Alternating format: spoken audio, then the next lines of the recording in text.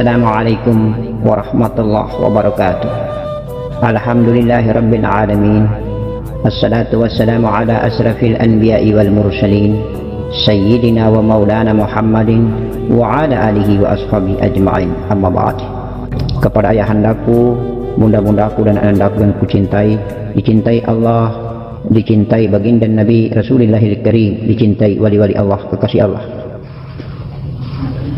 Mujahadah, musyahadah, muraqabah. Mujahadah adalah perjalanan panjang. Mujahadah adalah merupakan sebuah titian jalan yang cukup panjang dan jauh, sebuah pengorbanan yang butuh keikhlasan dan ketulusan, yang butuh persiapan materi, yang butuh persiapan pondasi dan dasar yang cukup kokoh dan kuat. Kemudian kita bisa bermusyahadah, berintai-intaian, kita bisa saling menatap, kita bisa saling melihat, lalu kita bermuraqabah. Kita dekat sampai dengan jauh, tidak berjarak, dekat menjadi tiada. Kita besar kemudian menjadi kecil kemudian kita lenyap di dalamnya, lalu kita tiada. Yang ada hanyalah yang berhak ada. Itulah ahdatul wujud, Allah maha ada. Mujahadah, musyahadah dan muraqabah adalah 3 klasifikasi ataupun etape dan tahapan gelondong besar. Insya Allah di dalam perjuangan ini tidak begitu mudah. Janganlah kita mengandai-andai kiranya menjadi hamba Allah yang beragama Islam itu begitu mudahnya kita merajut perjalanan ini dan gampang kita selamat di jalan Allah Subhanahu wa taala. Allahu akbar walillahil hamd. Rasa jenuh, rasa bosan, kemudian ragu-ragu adalah merupakan pikiran, angan-angan, adalah merupakan imajinasi, khayalan, sebuah paradigma berpikir tentang ada atau tidak ada. Semua paradigma berpikir tentang nampak atau tidak nampak. Allahu akbar walillahil hamd.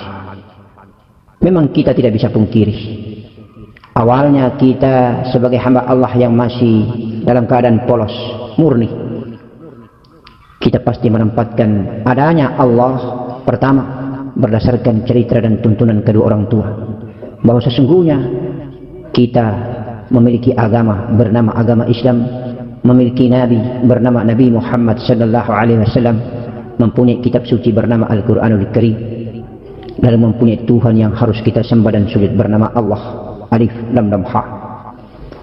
Kemudian kita mulai mendengar, menyimak, lalu kita menempatkan adanya Allah itu di akal, di otak dan di pikiran kita. Berhari-hari, berlarut-larut lamanya kita berjalan di atas titian khayal ketika kita menyembah dan bersujud mengikuti perjalanan panjang daripada kedua orang tua kita. Kita diajak pergi sholat di atas sajadah, kita mulai menempatkan Allah berada di akal kita, berada di pikiran kita dan berada di angan-angan kita. Kemudian kita melantunkan takbir, lalu kita mengagungkan diri kita, memuji diri kita bahwa kita adalah anak yang soleh. Khusyuk kita melakukannya, padahal kita sendiri tak tahu di mana letaknya khusyuk itu. Allahu akbar walillahil hamd. Allah maha mengetahui, insya Allah. Allah maha memaklumi, insya Allah. Di angan-angan, di akal pikiran, di otakmu pun adalah merupakan makhluk ciptaan Allah. Otak juga ciptaan Allah, makhluk ciptaan Allah. Akal juga adalah hal gaib, alam yang sangat tinggi kedudukannya. Insya Allah, mudah-mudahan Allah merahmatimu nak, mudah-mudahan Allah merahmatimu ayah, mudah-mudahan Allah merahmatimu bunda. Insya Allah. Untuk itu maka pertama, ketika kita dewasa, kita mulai mencari tahu, kita mulai mencari-cari siapa sebenarnya Allah ini, siapa sebenarnya pencipta ini, bagaimana dahsyat dan saktinya sehingga gunung yang begitu tinggi bisa tercipta, bagaimana sakti dan mandragunanya sehingga matahari bisa tercipta, bulan bisa tercipta, lautan yang terbentang luas bisa tercipta dengan asinnya, dan seluruh makhluk materi-materi ciptaan yang lainnya di alam semesta ini yang bila dijangkau dengan akal tidak mampu dijangkau oleh manusia. Kemudian kita mulai bertauhid seperti datuk kita Nabi Ibrahim alaihissalam. Kita mulai bertanya-tanya tentang tenggelamnya matahari ataupun terbenamnya matahari, munculnya bulan purnama, banyaknya bintang gemintang, banyaknya jumlah pasir di hamparan bumi yang tidak bisa terhitung jumlahnya. Jangankan banyaknya pasir, banyaknya butiran nasi di atas piring pun tak tahu kita mana butiran itu yang termasuk barokah atau diberkahi Allah.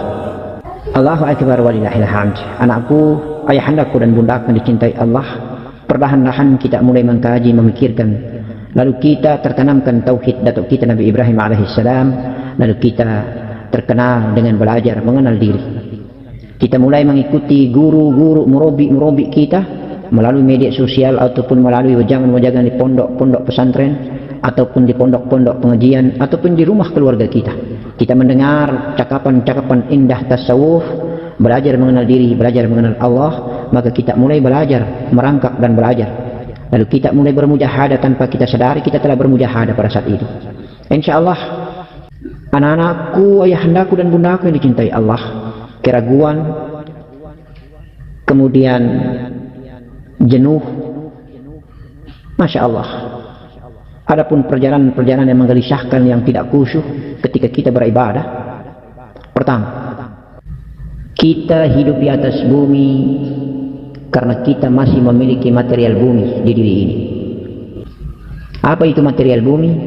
Itulah benda-benda mati yang dihidupkan oleh nafas. Itulah benda-benda mati yang dihidupkan oleh jiwa.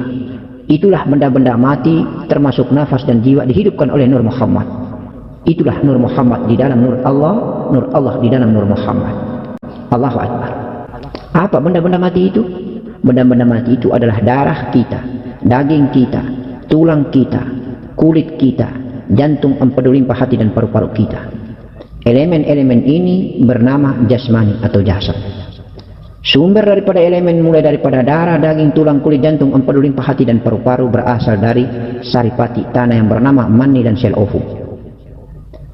Mani dan sel ovum ini diukir oleh Allah Subhanahu wa taala menjadi jasad kita. Sumber daripada setetes mani ini yang berasal daripada makanan minuman yang ada di bumi, inilah yang membawa hawa-hawa bumi. Hawa-hawa bumi ini tidak bisa hidup, mani dan spermatozoid ini tidak bisa hidup kalau tidak ada jiwa, tidak ada nafas di dalamnya. Nafas dan jiwa tidak bisa hidup, nafas atau jiwa tidak bisa hidup kalau tidak ada Nur Muhammad.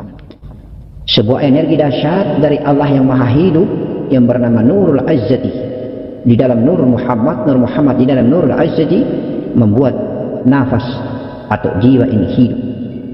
Kemudian berada di dalam wadah mani, berada di dalam ciptaan spermatozoid, maka hiduplah spermatozoid itu.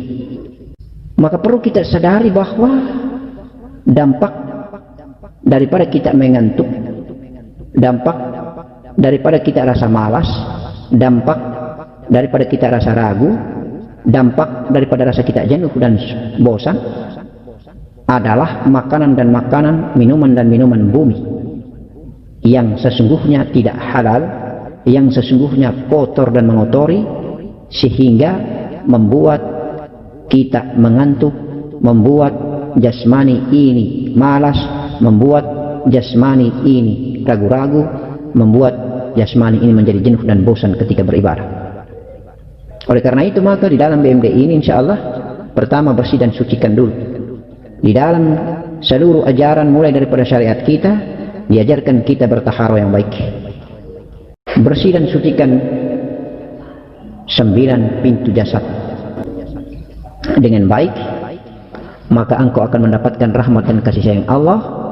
Engkau akan melunaskan hutang-hutangmu tentang rasa kantukmu, tentang rasa bosanmu, rasa ragu-ragumu, atau rasa malasmu ketika beribadah kepada Allah Subhanahu wa taala.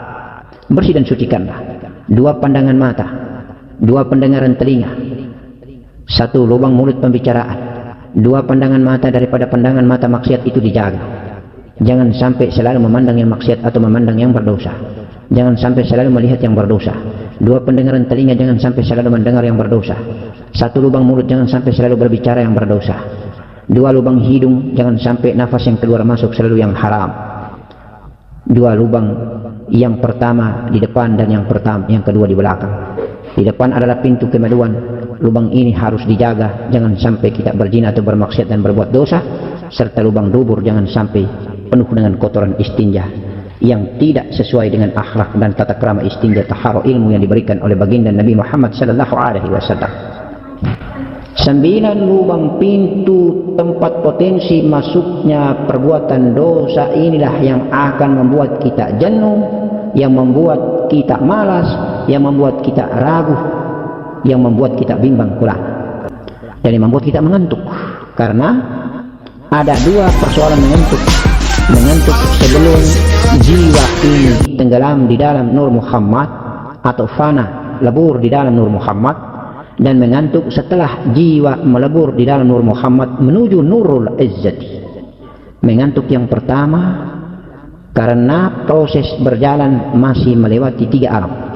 Alam bumi, alam arwah, alam jin. Maka godaan daripada jin, godaan daripada hawa diri sendiri, hawa-hawa bumi yang belum tertutup oleh hawa-hawa ketuhanan Allah atau hawa rabania, akhirnya membuat kita rasa kantuk, rasa malas, rasa jenuh, ragu-ragu karena ada 2 pikiran di situ. Insya Allah ketika sudah bersih 9 pintu jasad, dikendarai dengan zikir Allah yang baik, zikir zahirkah, zikir kolbihkah, zikir nafaskah, maka insya Allah melalui proses bayat dan mujahadah bersama mursyid, mudah-mudahan Allah memberikan hidayah dan menuntun hidayah, karena sesungguhnya hakikat berbayat itu bukan dengan jasmani mursyid, tetapi justru dengan ar-ruh, dengan jiwa baginda Nabi Muhammad sallallahu alaihi wasallam, dan berbayat bersama Allah subhanahu wa ta'ala. Allahu maha guru, Allahu akbar walillahil hamd. Insyaallah dengan adanya pembersihan dan pensucian 9 pintu jasmani, berjalan menuju Allah dengan kendaraan zikrullah, zikir zahirkah, zikir kolbikah, zikir nafas atau zikir nyawakah, maka mudah-mudahan Allah meridho melewati 3 alam ini, alam bumi, alam arwah dan alam jin. Jiwa tenggelam di dalam Nur Muhammad, Nur Muhammad membawa pergi tenggelam di dalam Nurul Izzati. Allahu akbar walillahil hamd. Tidak ada lagi rasa kantuk kecuali usuk, lebur dan fana. Terjadilah perjalanan mujahadah. Awalnya kita membersihkan dan mensucikan, lalu musyahadah kita bertemu Allah, muraqabah kita semakin dekat dan lebur serta fana di dalam zatnya. Kita tiada Allah yang ada. Ringkas ceritanya seperti itu, tetapi perjalanannya cukup panjang. Perjalanannya bertati-tati. Modalnya adalah yang pertama adalah cinta, yang kedua ikhlas. Cinta pun butuh keikhlasan. Kalau cinta tidak dengan ikhlas, cinta yang merasa terbebani dan dibebani, maka engkau tidak mendapatkan ma'rifat. Ilahi anta maksud waridaka matlub, a'tini mahabbata wa ma'rifataka ya jalali wal ikram. Kepada Allah hanya kita maksud, ridhonya, restunya yang kita cari. Di bawah pohon cintanya kita mendapatkan ma'rifat billah. Aku hamba hanyalah sinarnya, aku Allah adalah cahayanya. Aku hamba adalah sinar yang bukan cahaya, sementara aku Allah adalah cahaya, sumber dari segala sinar. Oleh karena itu, maka sinar harus sadar bahwa dia sekali kelak akan pulang dan kembali berada dan tenggelam di dalam cahaya asal muasal dirinya. Sinar dan cahaya. Sinar bukan cahaya. Sinar adalah percikan. Sinar ada karena diadakan oleh cahaya. Cahayalah segalanya. Allahu nurun ala nuri. Insyaallah. Allahu akbar walillahil hamd.